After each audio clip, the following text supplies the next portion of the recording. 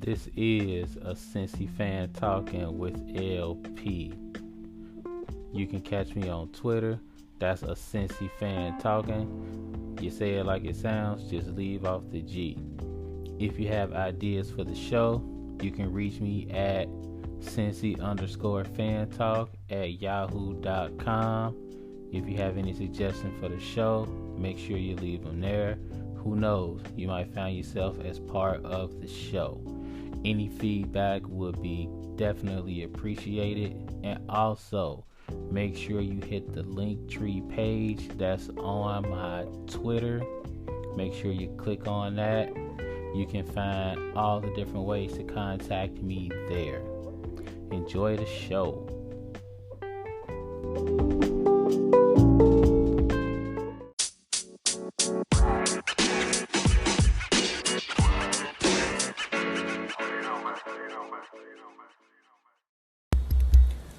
What's up? What's up? What's going on, everybody out there in podcast land? Welcome to another episode of a Cincy fan talking with LP, and of course, this is LP. Appreciate y'all as always for coming through and checking me out for however long we happen to be on. You could be doing anything you really feel like, but you're checking us out right here, so I really do appreciate that. We're gonna jump into some football.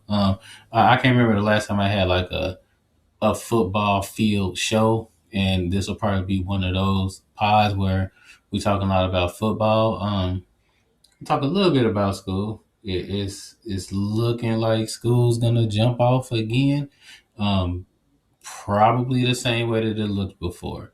And I know that's scary to some people, but hey, you gotta stay safe out here.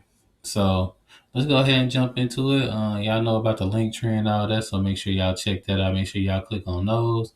And we're gonna go ahead and jump into a little bit of Bengals and a little bit of college football too, because this realignment stuff is getting crazy. So, long story short, with the Bengals are making a good play and deciding not to let Joe Burrow suit up for the preseason games. I mean, there are only 3 preseason games this year instead of 4, because they're jumping up into a 17 game season.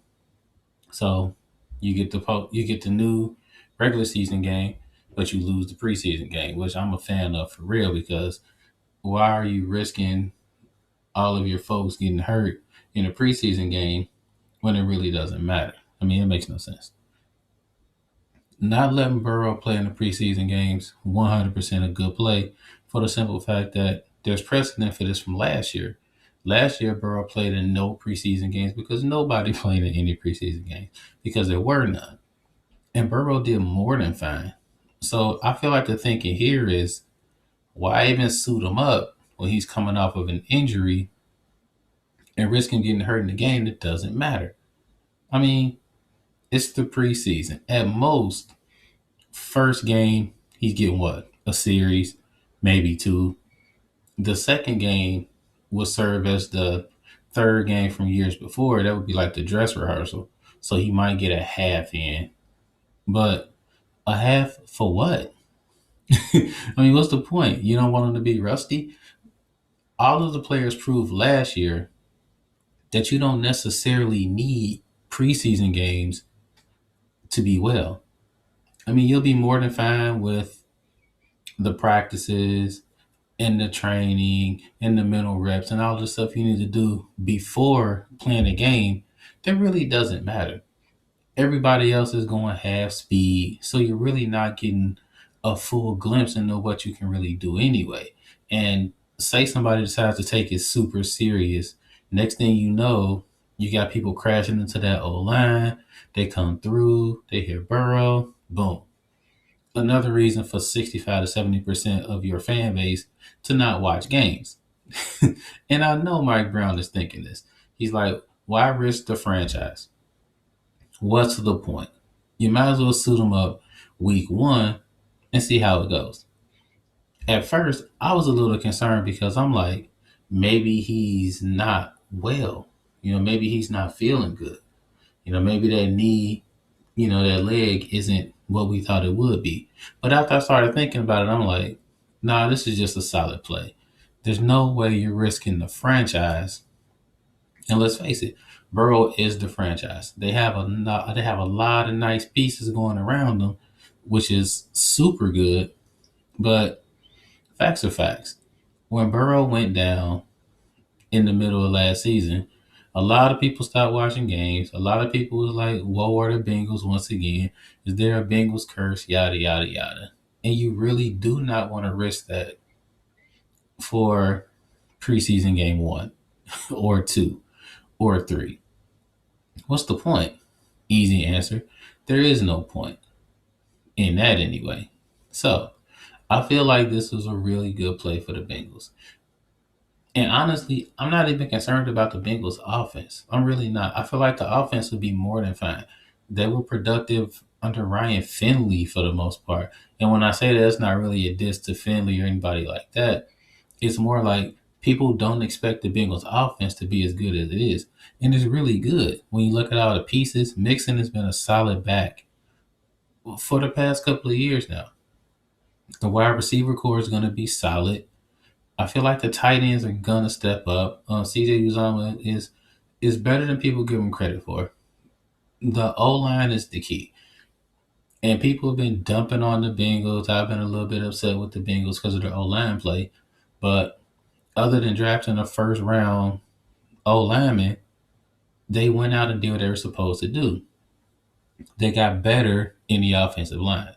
They're better O line wise than they were last year. I mean, they are, and people are always behind on their takes about the Bengals. It's still, oh, the O line's trash. When are they going to get O line help? Newsflash, buddy. They've done that. They got all that done.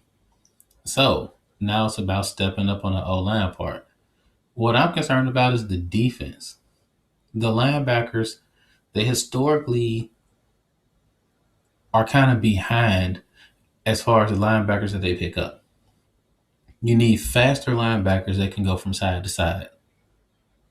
And I don't think the Bengals are doing a good job in progressing with that, especially in a division where you got Lamar Jackson and you have beast tight ends in Cleveland and Baltimore. And Pittsburgh always steps up with a solid tight end.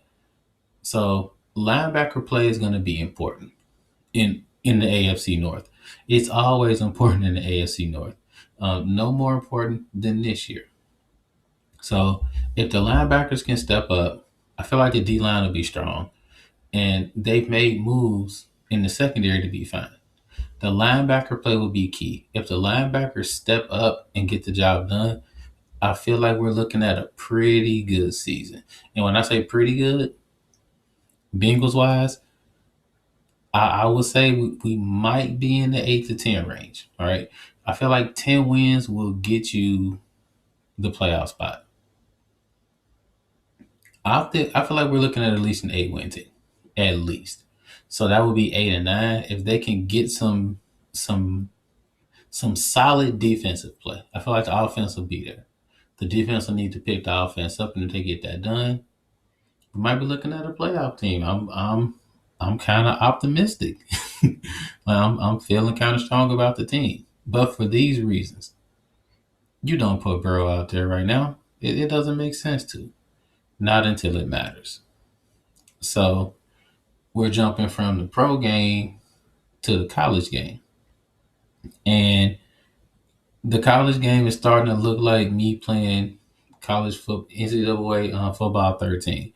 And I've been playing this a lot lately because, for one, I'm kind of tired of 2K and, until 2K22 comes out, and I don't know what that'll look like. So probably the same as it did before, which is normally what it does look like. So until that comes, I've been playing football 13, and they have the dynamic on there on the video game where you can basically move teams around to other conferences. You can create mega conferences, or you can make other conferences super duper small.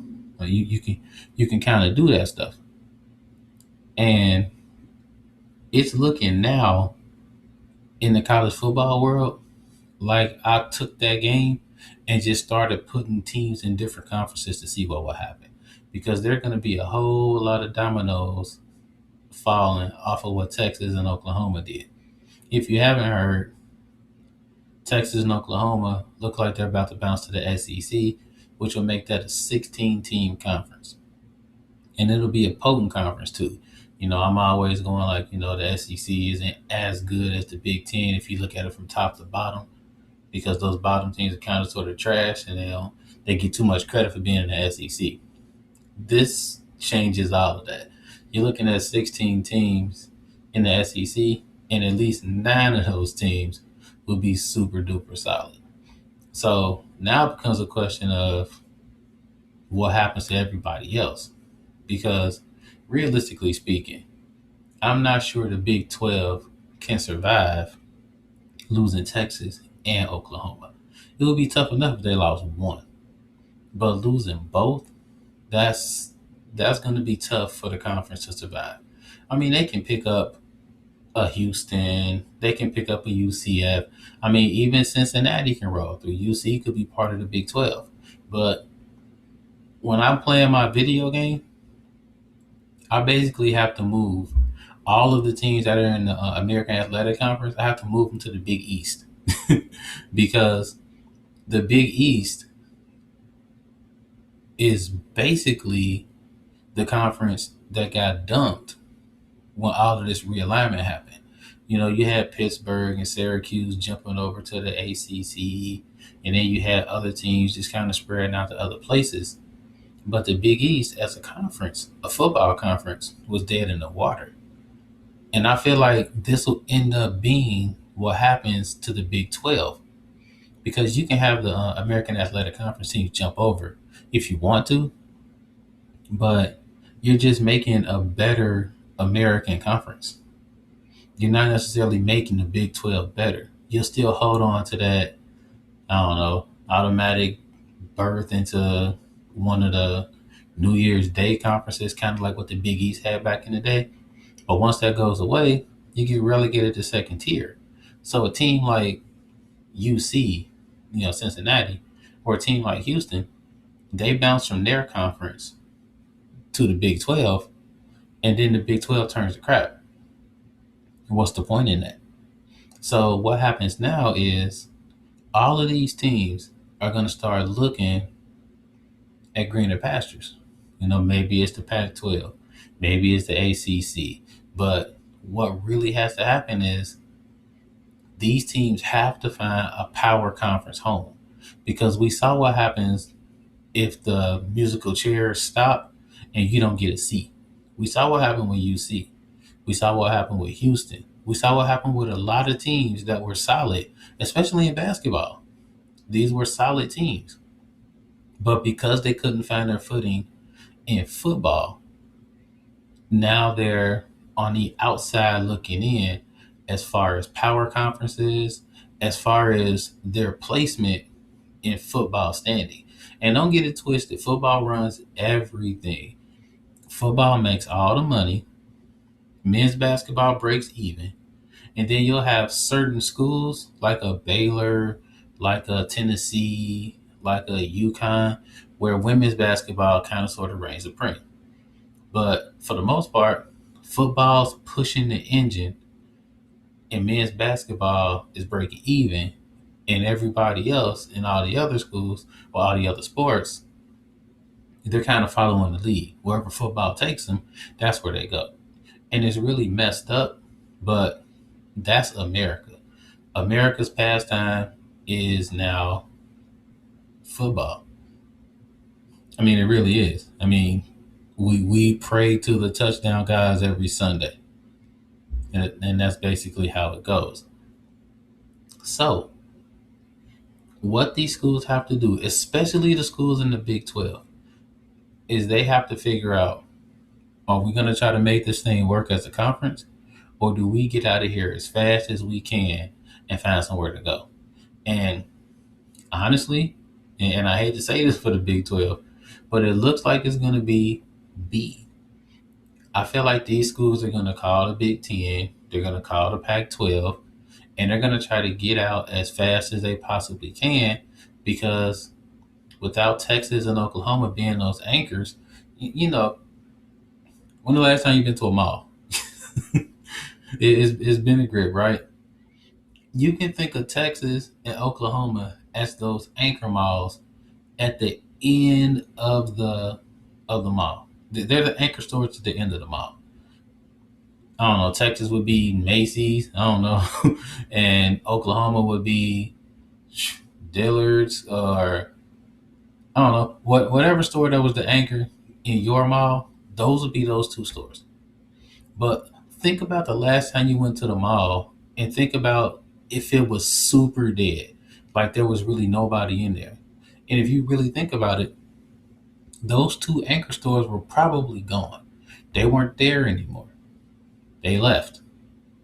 That's Texas and Oklahoma. If you pull those two schools out of the Big 12, it's not really the Big 12 anymore. And you can replace those stores with, I don't know, some super big dollar store.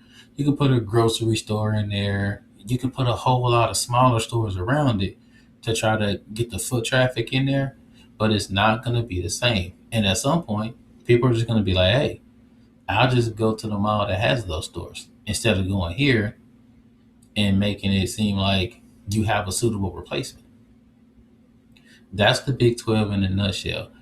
And the Big 12, they're going to have to figure out, hey, do I go ahead and surround my conference with a lot of other schools? Or do we say, hey, do what you got to do, find your footing somewhere else, and then we dissolve? And the really sad part about this is we've already seen what's going to happen. We saw what happened to the Big East. I mean, a lot of those schools just kind of zoomed over and made what is now the American Athletic Conference. And it sucks for teams like Houston, for teams like SMU, for teams like UC, for teams like UCF, left Central Florida. It sucks for these schools because they're just starting to find their footing. And once they do, boom, another conference realignment. The halves go here, the almost halves go somewhere else. And we're looking at a situation where there's going to end up being about 64 teams who can call themselves in the power conference. And everybody else, they're going to be in the exact same place. Um, and really, that's life for real. It looks like everything changes, but for the halves, very little changes. And because of that, nothing really changes for the almost halves. And it sucks that that's the American way, but we're about to see it play out that that's what it is. Except for maybe one or two extremely lucky teams that can kind of stick their foot in the door before it closes and get in the ACC or get in the Pac 12. But I feel like that's a pipe dream. And for the most part, I feel like everything's going to stay the way it is, except the Big 12 is going to implode. And all of those other teams are going to end up scattering to other places. And we'll kind of be where we are now, except the conferences will look different. So if you're UC, definitely get on the phone, start calling people up, start going like, hey, we got a lot to offer. If you're Houston, do the same thing because it's coming. In Texas and Oklahoma pretty much set the path for me having to take everything on my video game and change it all up again because it's about to get hectic. So while I'm doing that, we'll go ahead and take a quick break. You got a Cincy fan talking with LP. See you in a second.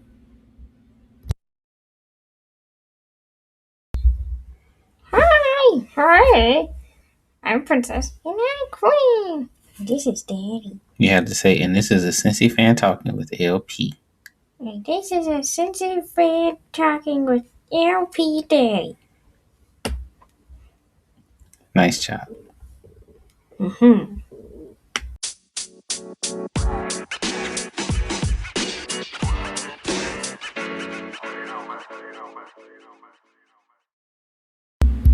Welcome back to a Cincy fan talking with ALP, and of course this is ALP, and it's been about the Olympics in this house. We've been all on the Olympic bandwagon. checking out, I don't know, handball and swimming and a whole lot of stuff that you don't normally watch, but it's the Olympics. So you watching it all and you halfway interested in everything. But mainly for me is the basketball, it's the track and field, the big ticket events. And I can't say that I predicted the US losing their first game against France, but I can say that, how you put it? Well, I can say that I kind of sort of feel like, I won't say the US is kind of packing it in and saying that they don't, care as much, because I don't feel like that's the case. You don't come to the Olympics if you don't want to play, because it's one of those things where you can just say, I don't want to do it. I got other engagements. I want to get some rest. So the team that is there, they want to be there. I don't agree with that narrative that they're just not showing up and they don't care. What's the point of showing up if you don't care? They have that option. I feel like the thing here is the fact that there are other teams, there are a lot of teams that A, want it just a little bit more, and B, they have something to prove. You have, for a lot of these teams, Slovenia, France, Argentina, teams like that, they come in with one or two star players and a lot of other key cogs in the engine that can help everything push along. Whereas the US is comprised of essentially an all star team. I feel like the teams that they play against, they're built as actual teams. I feel like that's the main difference between the teams that the US play and the US. And the fact of the matter is, the US could get by on pure talent for a very long time, since about 92. And real talk, before that with the college players, because we were so far ahead of the curve. But now you're looking at a lot of these foreign teams. They see US players every day. They play against US players every day. It's not really a problem for them to step up. So it's about the construction of the team now. More so than it was in 92 or 96 or 2000. It's about how the team is constructed. You want to put together a team where you still have all that talent, but they want to win an Olympic medal so much to the point where they're going to accept smaller roles in order to get that across, in order to get the dub. And I personally feel like this is where you miss somebody like a LeBron James or a Chris Paul or one of those leaders that galvanize the team, and they go like, look, we're all gonna get less minutes than what we're used to. We're all gonna get less points than what we're used to. This is gonna happen, but the end game is getting the goal. So you don't necessarily care that Luka Doncic is putting up 48 points. It doesn't matter. If you have a core amount of leaders there, that's kind of like, look, we want the goal and we'll do whatever it takes to get the goal.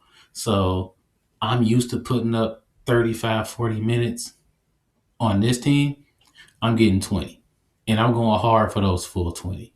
I may only get 15, 16 points, but I know everybody on the squad is going to get 15, 16 points. So I'm good. I really feel like it's a mind shift, and it's something that doesn't happen quickly. Like, it doesn't happen super fast.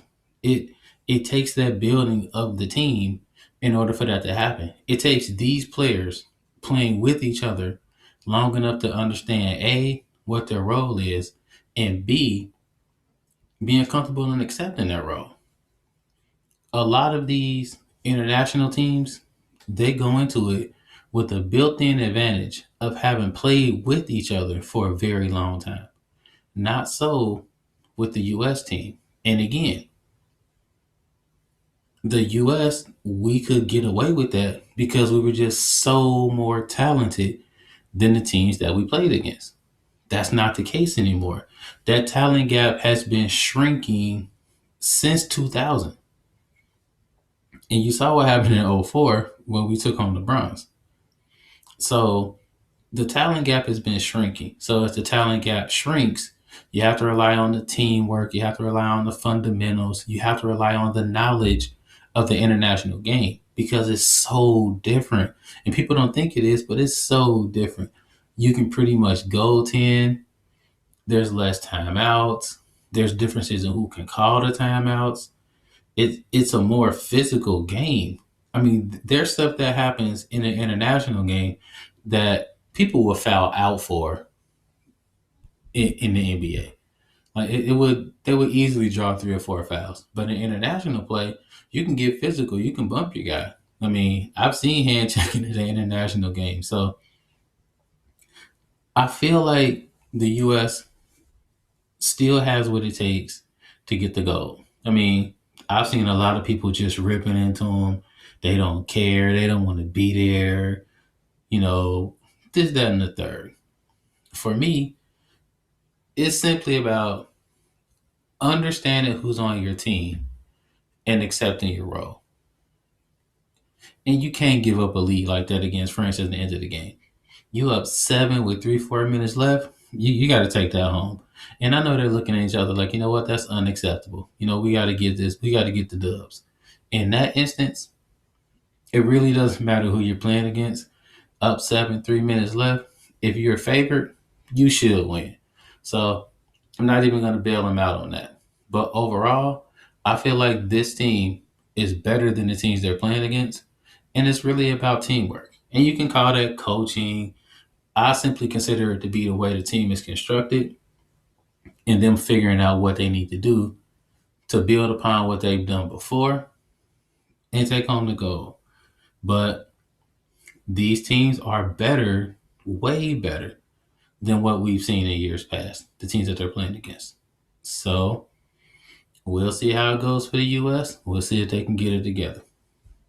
Um, I'm watching it all. If they had curling in the Summer Olympics, I'd be watching that. I know it's a Winter Olympic sport, but I mean, if they had that, like I'm watching it all. Except for, I try to watch a little bit of fencing.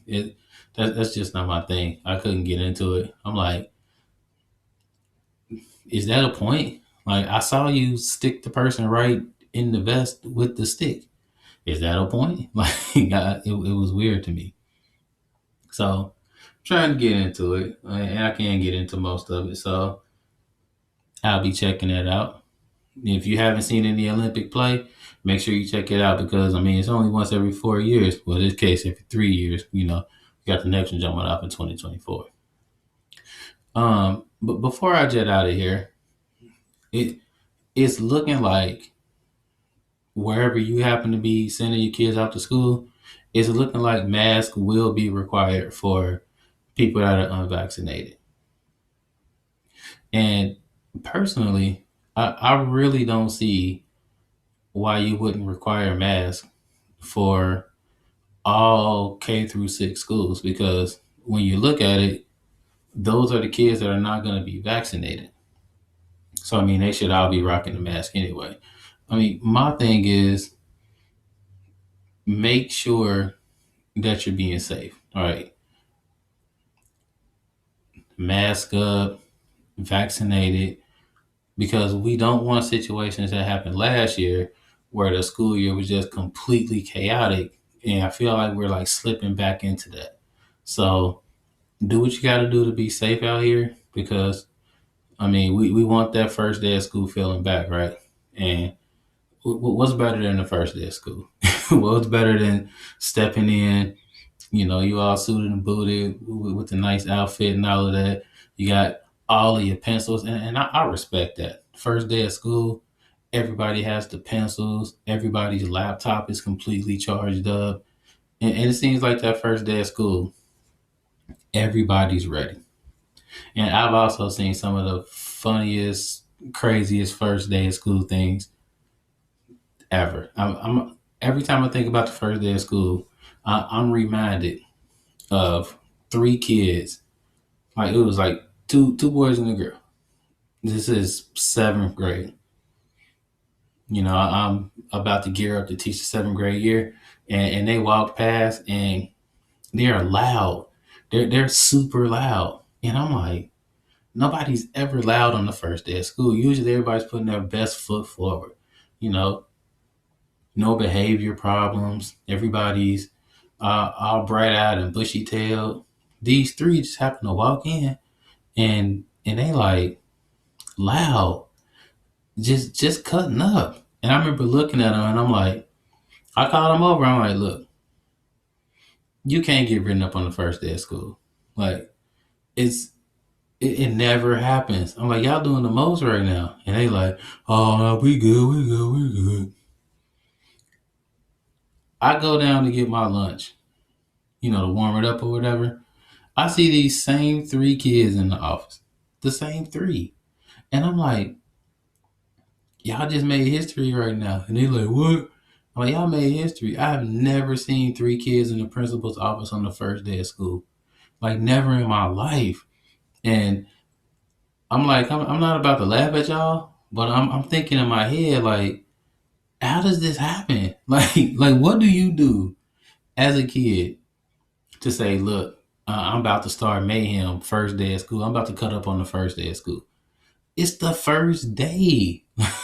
Like you're not gonna give a warm up period. You're not gonna like fool us as teachers into making us think that you're a super duper great student before you start doing knucklehead stuff. So I'm I told them the nice version of that. I'm like, we got to put our best foot forward on the first day of school. We can't be out here doing this on the first day. Like if you had a bad year last year or you was known as the class clown last year, this is your time to straighten it up. Like you can change all of that and give us a different perception of yourself. I try to straighten it up in the back of my head. I'm like, how does this happen? Like you had to have it on your mind to come in here. Like, yeah, man, I'm about to be in the back of the class while we playing get to know you games. I'm about to just cut up. I'm I'm like, wow, it's the first day, and for this first day, it might look a little different. People had a mask on. Maybe you don't have a mask on, but people will be more separated or whatever. But if you out there and you gearing up for the first day of school, I'm gonna make it real simple. Don't get in trouble on the first day of school. I mean, I would say the first week of school. The first week of school should be a breeze. There should be no trouble out of you whatsoever. Now, unfortunately, I've seen this not be the case. I've seen teachers quit on the first day of school. Like real talk. I've literally watched teachers walk out on the first day of school, and I'm like, wow. Like, was your class that bad? Well, whew. I'm like, it's the first day. I don't know. So, long story short, make sure y'all do what y'all supposed to do out there. Stay safe, get vaccinated, mask up, all of that. Because we want to have a good school year. All right. Like an entire school year that's not interrupted by having to go online for 3 or 4 months. All right. We're starting to slip back. So let's not slip back. This is what we got to do. Um, you got a Cincy fan talking with LP. We out of here for this week, but we right back next week because you know how we do it. So as always, life is good. Check out later.